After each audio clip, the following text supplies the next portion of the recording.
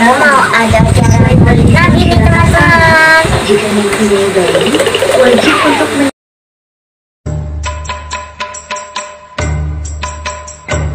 يا نبي السلام عليك يا رسول سلام عليك يا حبيب سلام عليك صلوات الله عليك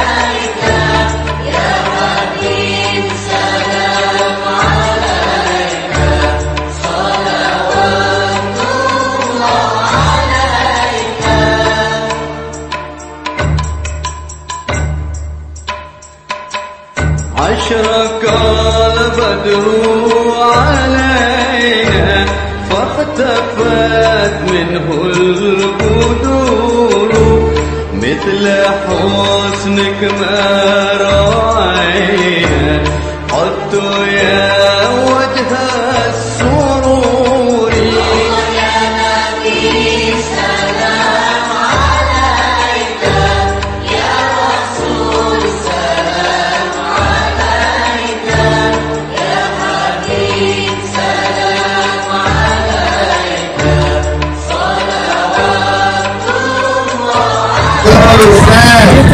Gimana kabarnya? Alhamdulillah sehat, baik, luar biasa, semangat. Semoga kawan diberikan kesehatan oleh Allah Subhanahu wa Ta'ala, diberikan dimudahkan segala. Beliau baru sukses saja. Alhamdulillah sudah sampai. Selamat datang kawan. Terima kasih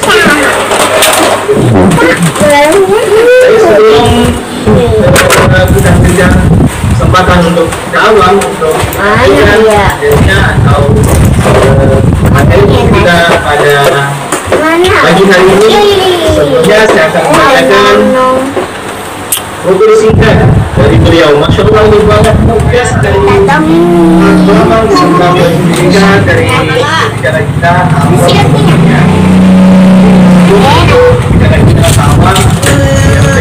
Assalamualaikum warahmatullahi wabarakatuh.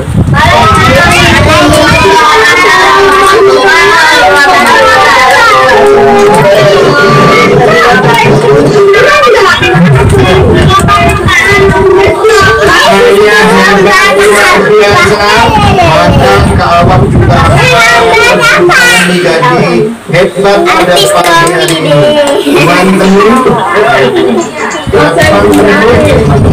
Teman-teman sekalian, apa kabar semuanya?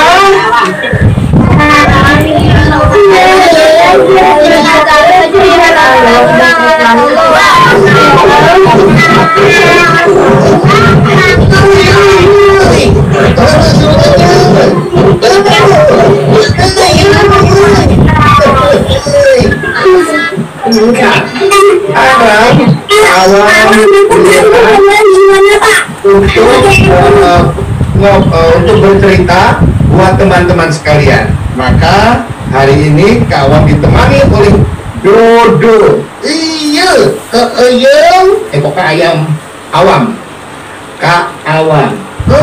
Iya, terus wam. Kak awam. Ayam. Pokoknya ayam. Nah, sekarang panggil dulu. Halo anak-anak Indonesia, gitu ya. Sekarang masukin tahun depan. Sekarang, oke. Halo kakek nenek, semuanya. Pakai nenek. Udahlah, bercandanya nanti nih waktunya.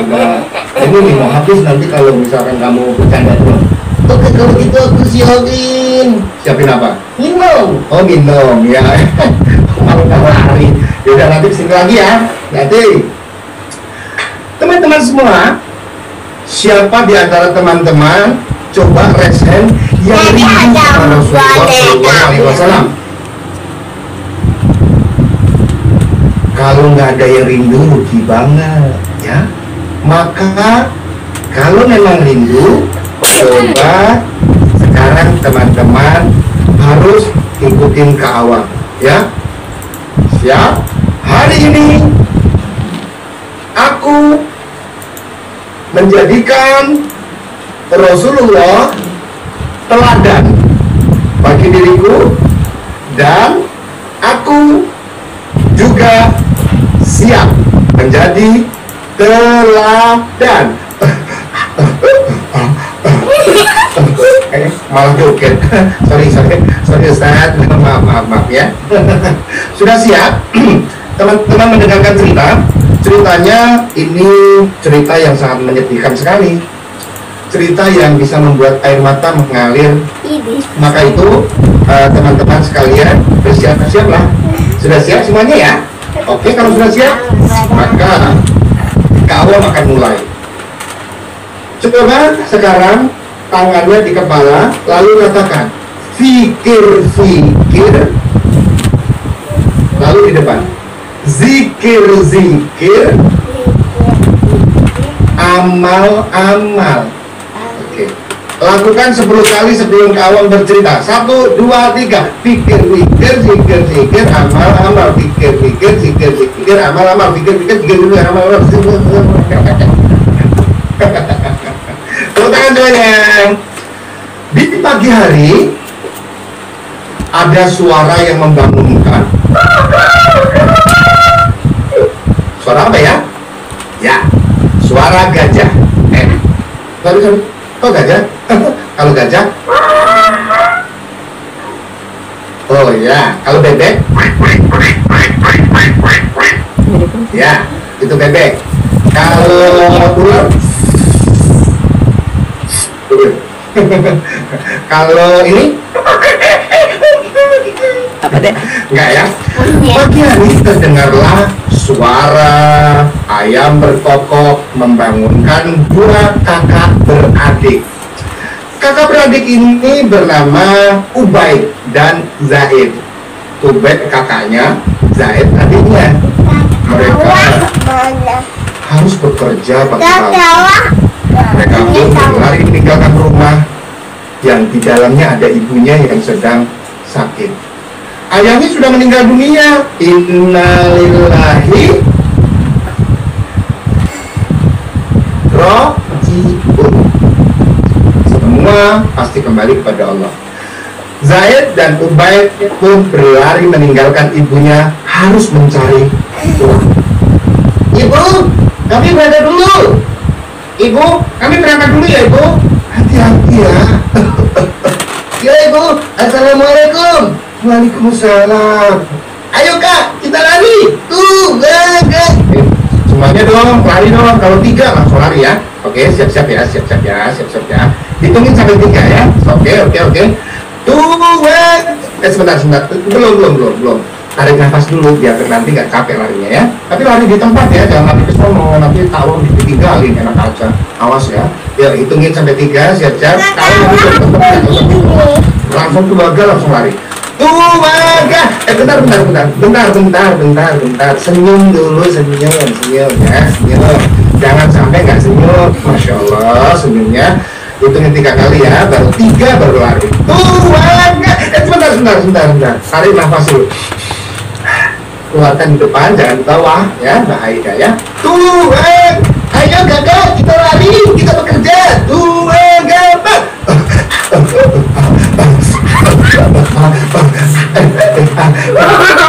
Tentu saja Ubaid sang kakak bisa mendahului adiknya.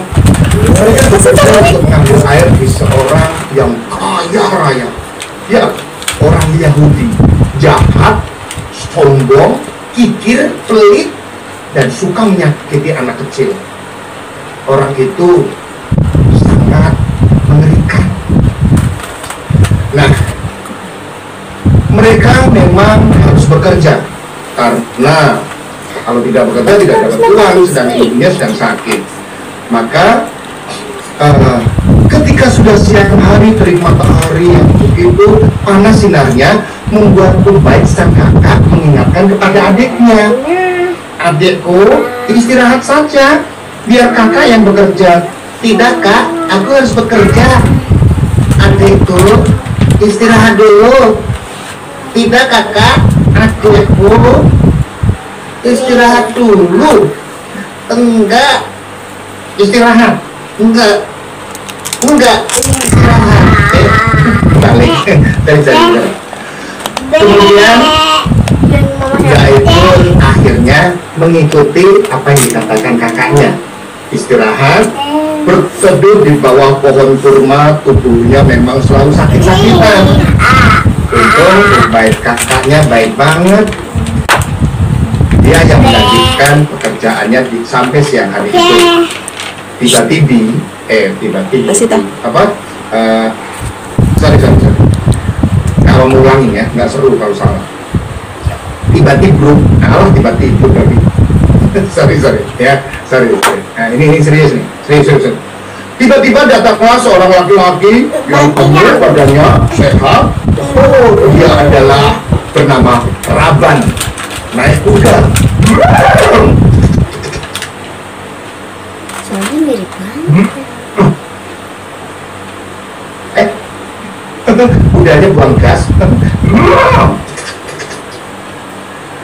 Ya, Raban yang kaya raya, kikir, sombong, dan suka menyakitin anak itu berhenti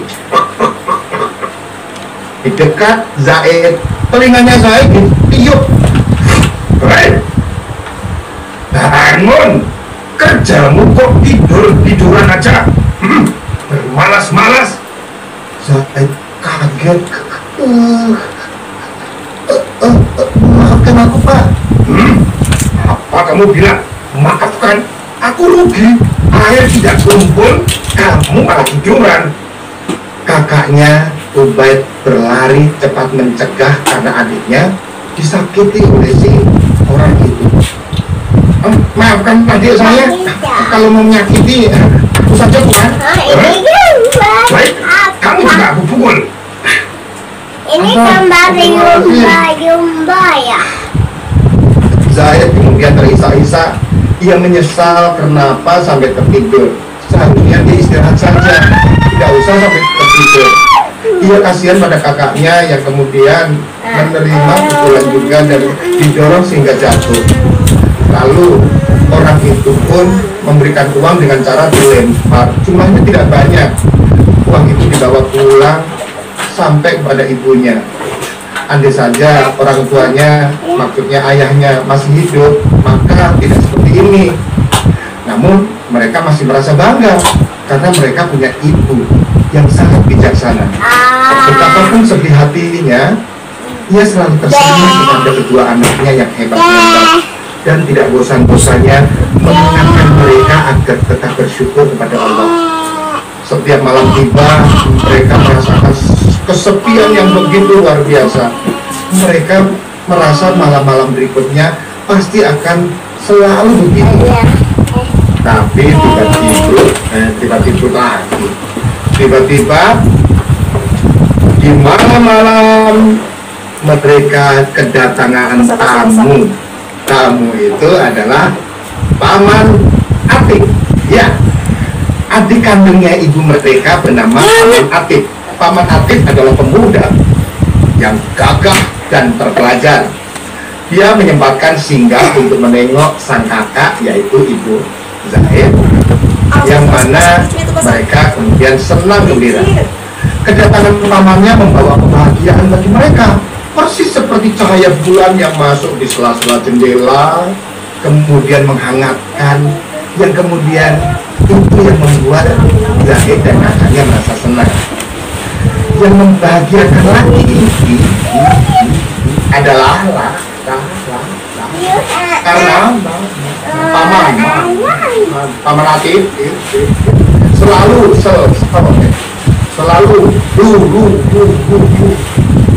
Paman Atik ini selalu bercerita tentang sosok Rasulullah Shallallahu Alaihi Wasallam. Ubaid dan Zaid sangat bahagia sekali. Aku senang kalau paman bercerita tentang Rasulullah, karena aku ingin berjumpa dengannya. Aku rindu, aku belum pernah bisa berjumpa dengannya. Saat larut malam ketika semua makhluk tertidur dengan gelap, Zaid kecil terbangun. Sayup-sayup dengan suara Paman Atik sedang melaksanakan sholat. sumur. Dibaliknya tubuh yang kurus dengan kalung. Oh, jadi ini biasa deh. Malam yang begitu cemerlang teringat akan syair syahdu tentang Rasulullah yang selalu paman berikan kepadanya. Pintu diketuk oleh Zaid Ini jangan baca bajunya. perlahan Zaid pun kemudian berada di samping Kawan, kemudian setelah selesai sholat, mereka berdua duduk di dekat jendela sambil menikmati cahaya bulan. Teman, lihatlah bulan itu begitu bulat sekali. Aku sangat ingin sekali meraihnya. Meraihlah. Bulan itu sebagai benda bercahaya yang dikatakan Allah. Boleh nanti meraihnya. Paman, ya sayang, ada apa sayang? Benarkah paman besok mau pergi lagi? Aku jadi sedih. Zaid, jangan sedih. Paman besok memang harus pergi. Kemana paman? Paman harus ke Madinah. Zaid menoleh dan menatap wajahnya si paman tadi. Paman akan bertemu dengan Rasulullah. Paman Atib kemudian bertanya kepada Zaid, apakah kamu mau ikut juga? Aku mau ikut, tapi jauh loh. Aku kuat paman, tapi apakah Rasulullah itu orang yang kaya raya paman? Rasulullah adalah nabi dan rasul, bukan seorang raja. Beliau tidur di atas tikar serupa dengan tikar kita. Beliau makan dengan makanan yang juga kita makan. Beliau menggunakan pakaian seperti yang kita kenakan. Jadi, apakah kamu melihat ada perbedaan Rasulullah dari kita? Zaid kemudian manggut-manggut seperti itu. Tapi nggak pakai manggut-manggutnya nggak pakai laku ya. Kalau pakai laku gitu. Malah joget semuanya. Tadinya Zaid berharap bahwa Nabi Rasulullah SAW lebih kaya dari orang yang menyakitinya, yaitu si bapak yang tadi mendorongnya dan memukulnya. Tapi jadi dia tahu ternyata Nabi tidak seperti yang dia bayangkan. Karena kekayaan Nabi tidak lebih dari keluarganya sendiri. Bagaimana mungkin seorang yang tidak kaya bisa disembuhi saat itu dalam hati? Kalau Nabi bukan orang kaya, bagaimana beliau bisa membantu kita, paman? Rakyat seperti kita, rakyat yang miskin. Paman tidak mengeluh. Nabi kita punya kasih sayang, Zaid. Dengan kasih sayang itulah Nabi menolong semua umatnya. Beliau punya sedikit kelebihan uang saja di beberapa bidang dan miskin, anak sepertimu, agar senantiasa semuanya juga contoh dari apa yang dilakukan Rasulullah. Wah, subhanallah. Dan bila seorang memberikan kasih sayang, dia akan diberi kasih sayang oleh Allah. Jadi Allah akan semua juga disayangi sama Allah. Saya pun tersenyum. Paman Adi meraih Zaid dan kemudian mendudukkan di pangkuan. Bila Rasulullah bertemu dengan anak-anak, Rasulullah menyapa dan mengajaknya tertawa serta bermain. Beliau senang sekali. Beliau senang dengan anak-anak. Tanpa terasa, air mata Zaid pun menetes. Benarkah di dunia ini ada orang yang sebaik itu? Tapi apakah aku bisa berjumpa dengannya? Aku ingin sekali bertemu. Maka bawalah aku, paman. Baiklah, kalau begitu. Oh ya, paman, Rasulullah itu suka marah enggak? Enggak. Bahkan Bahkan ada orang-orang yang selalu menanya Rasulullah dengan tersenyum bahkan mendoakan. Jadi Rasulullah tidak seperti orang-orang yang suka marah itu. Mereka lupa bahwa Rasulullah juga mengajarkan. Pagi datang, semua terbangun dan bersiaplah Zaid berangkat bersama pamannya menuju ke Madinah.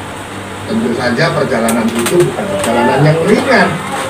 Di bawah terik matahari dan kondisi padang pasir yang begitu luasnya, sehingga perjalanan menjadi berhari-hari. Ini tidak mematahkan semangat Zaid, karena Zaid pernah mendengar cerita bahwa Rasulullah dulu juga senantiasa bersemangat ketika mendapatkan perintah Allah untuk pindah tempat, hijrah dari Mekah menuju Madinah. Nah, jadi Zaid pun bersemangat sekali ingin segera tiba di Madinah, ingin segera bertemu dengan Rasulullah, ingin segera memeluknya, ingin segera mendapatkan kasih sayang yang luar biasa seperti yang ada di dalam pikiran dan bayangannya. Kemudian mereka pun terus berjalan, yang akhirnya perjalanan Zaid tidak pernah dibuat males-malesan. Ia membantu di dalam perjalanan itu ketika mau makan. Zaid semangat membakar kayu untuk bisa memanaskan masakan aman dan tentu saja untuknya. Tidak terasa setelah berhari-hari lamanya, sampailah mereka di pinggir kota Madinah. Zaid begitu senang, dia berbunga-bunga.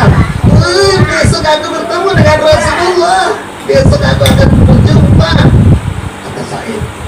Besok harinya mereka memasuki kota Madinah, tapi suasana Madinah diliputi awan mendung yang sangat tebal.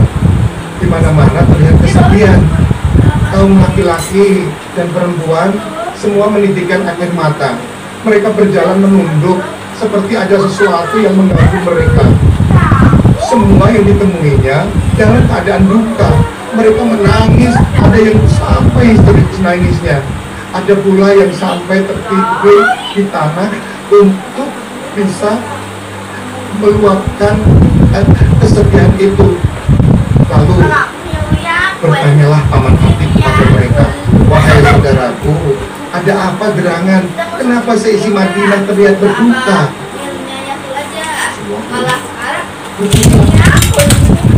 Nabi telah wafat.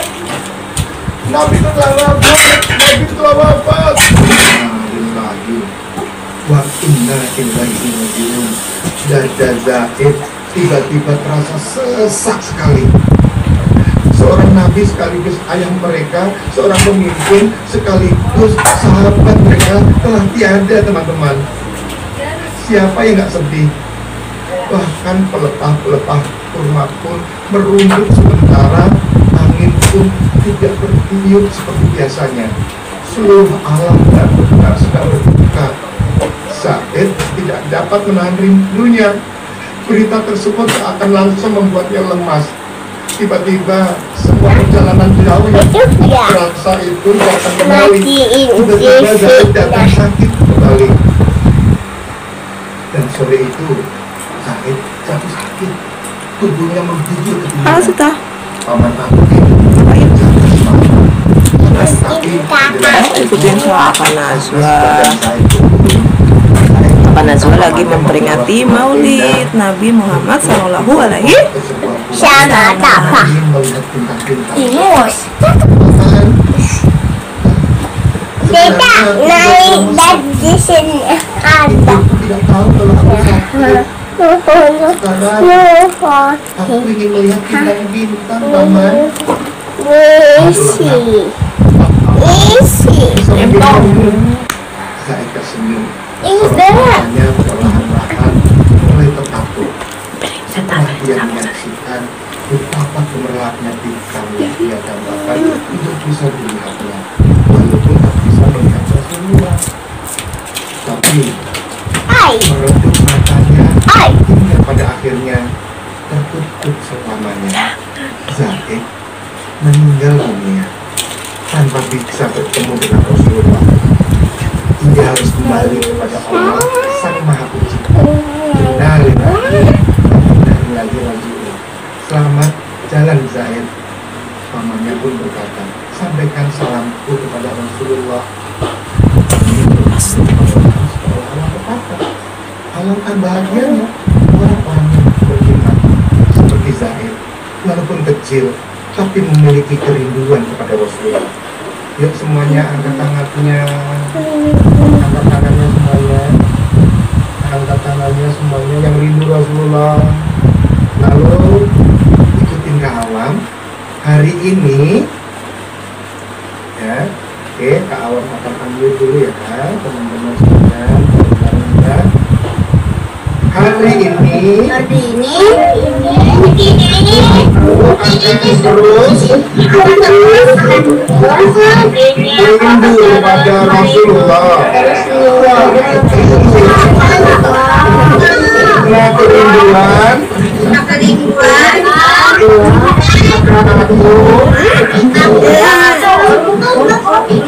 akan mengamalkan apa yang dilakukan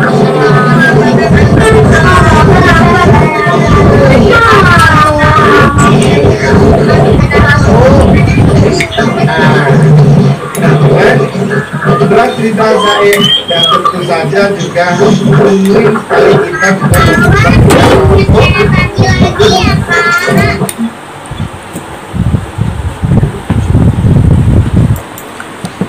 ya, teman-teman, betapa luar biasa ya kalau kita betul-betul rindu kepada Rasulullah.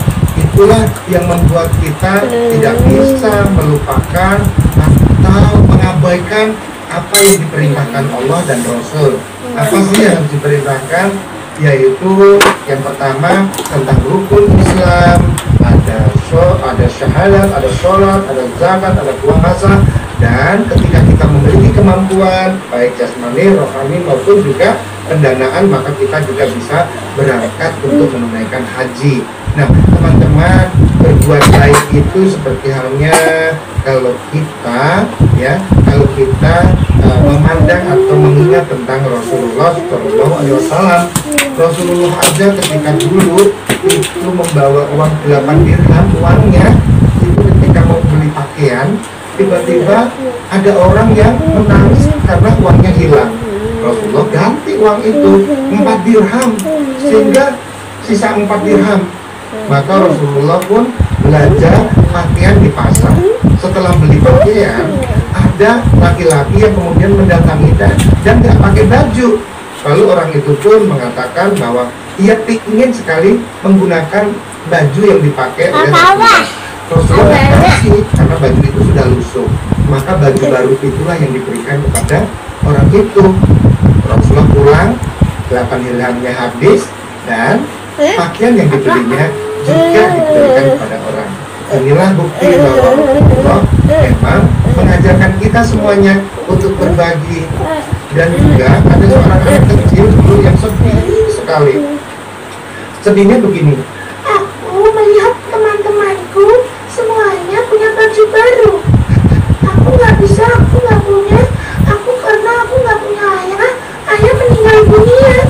Rasulullah kemudian mendatangi dan bertanya, kenapa kok ayahnya nggak membelikan? Ayahku tiada ketika berjuang bersama Rasulullah. Rasulullah pun terkaget, lalu memeluk anak itu dan berbisik, maukah aku menjadi ayahmu? Dan anak itu pun senang sekali. Dibawalah anak itu kepada ibunda Aisyah dan kakak Fatimah, lalu dibersihkan, diberikan pakaian. Anak itu berlari lalu mengatakan, aku punya ayah. Ayahku bukan terkenal di dunia saja, tapi di akhirat juga. Ayahku adalah Rasulullah. Orang anak itu pun kemudian memberitahu teman-temannya. Semua teman-temannya merasa kagum dan semuanya berkeinginan untuk ingin menjadi anaknya Rasulullah juga. Nah, jadi kita harus senantiasa untuk bersalawat atasnya.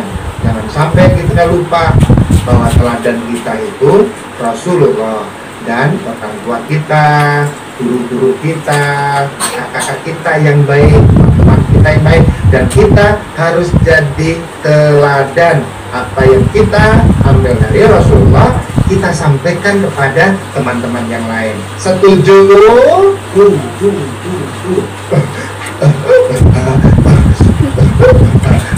Siapa yang ingin masuk surga? Siapa yang ingin jadi anak hebat? Siapa yang ingin jadi anak ayam? Maksud jadi anak ayam? Nah, Ustadz dan Ustazah, demikianlah cerita yang Kak Awam sampaikan. Mudah-mudahan anak-anak bisa mengambil hikmah yang ada di dalamnya, dan kita semuanya senantiasa menjadikan Rasulullah sebagai orang atau sebagai yang bisa kita teladani dan menjadikan kita hebat luar biasa di mata Allah Subhanahu wa Ta'ala. Terima kasih.